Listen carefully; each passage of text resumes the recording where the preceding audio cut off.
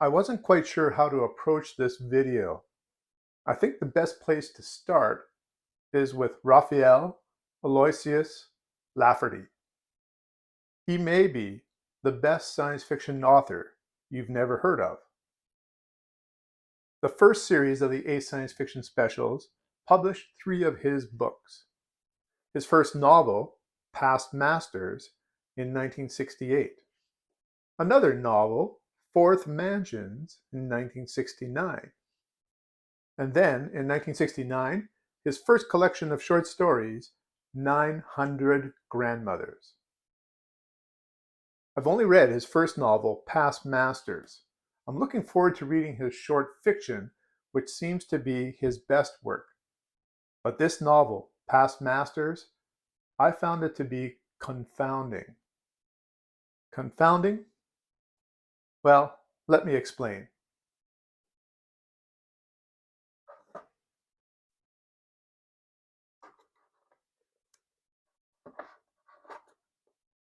R.A. Lafferty was born in 1914. He served in the Second World War in the Pacific arena. Following the war, he had an aimless decade before he started writing. He was in his 40s. He says, and I quote, "I resumed writing as a means of cutting back on my drinking and fooling around." Though he was a self-acknowledged alcoholic, Lafferty never drank while writing and only fell off the wagon and occasionally his bar stool when attempting to combat his shyness at conventions. R.A. Lafferty also was a Catholic. He attended Mass daily. He lived in Tulsa, Oklahoma with his sister. He never did marry.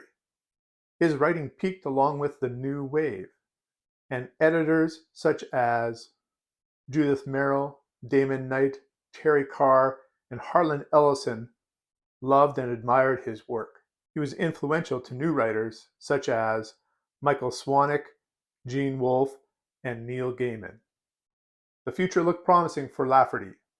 The problem is, his critical acclaim didn't translate into sales.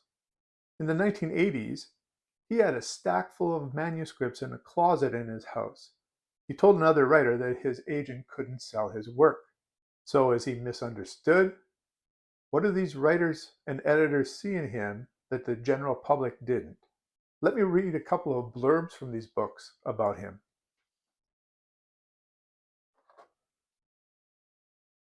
About his first novel, Past Master, Roger Zelazny says, "I read it in one sitting. I couldn't put it down.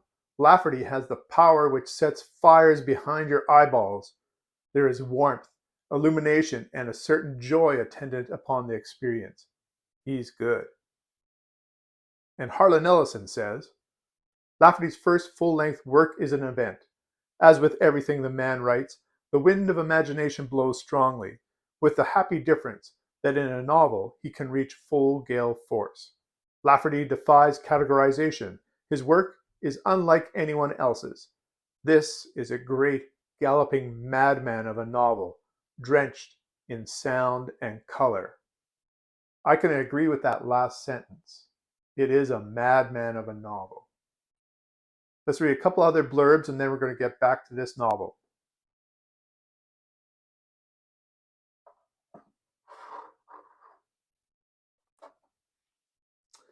Here is his first collection of stories and some blurbs from the back. Again from Harlan Ellison. "Why it took the world so long to gather up Lafferty's glorious short stories will probably remain one of the great unsolved mysteries. Nonetheless, we can rejoice that someone has finally done it, and we can settle back to appreciating the special magic proffered by the madman Lafferty." And then Terry Carr, who edited the series, says, "R.A. Lafferty is one of the most original writers in science fiction. He bends or breaks normal story restrictions apparently at will, pokes fun at serious matters, and breaks into a kind of folk lyricism over grotesqueries. All this, plus the most unfettered imagination we've enjoyed in many years."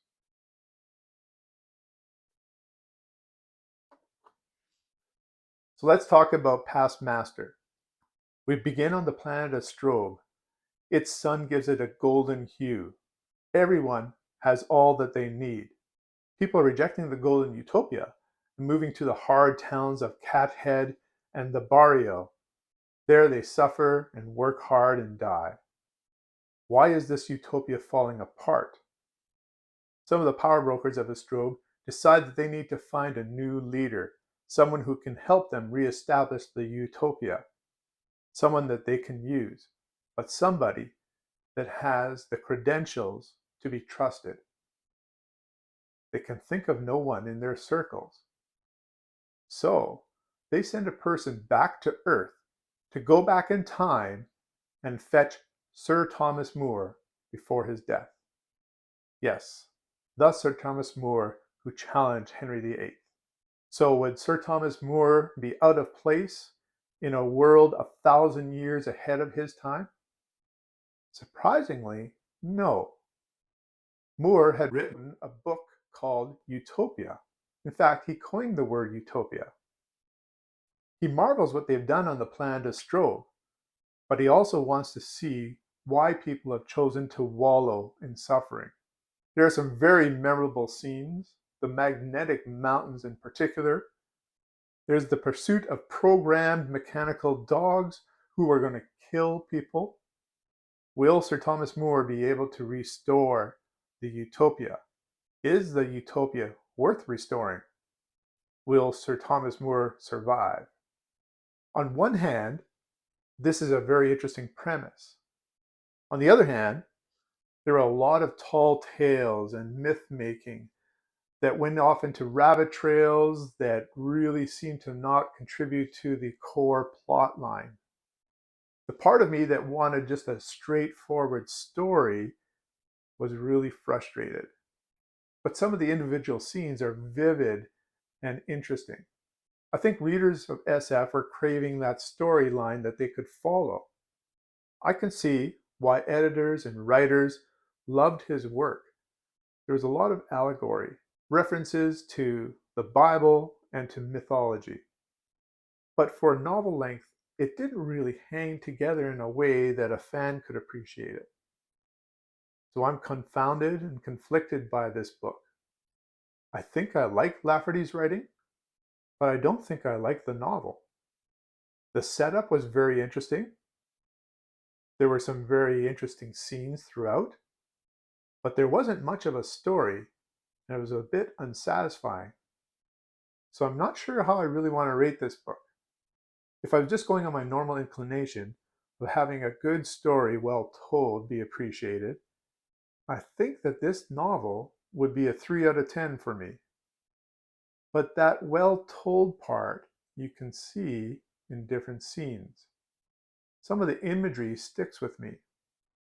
As I said, I think I like Lafferty as a writer. So I'm going to take that 3 and move to a 5 based on the critical acclaim. I want to read more to find out why he is so loved. So, you'll hear more from me about Lafferty when we talk about Fourth Mansions and 900 Grandmothers. Have you read Lafferty? Do you like his short stories? What about his novels? Have you ever heard of Lafferty? Are there other authors that you find difficult to read even though they are critically acclaimed? Let me know in the comments below. Until next time, keep reading.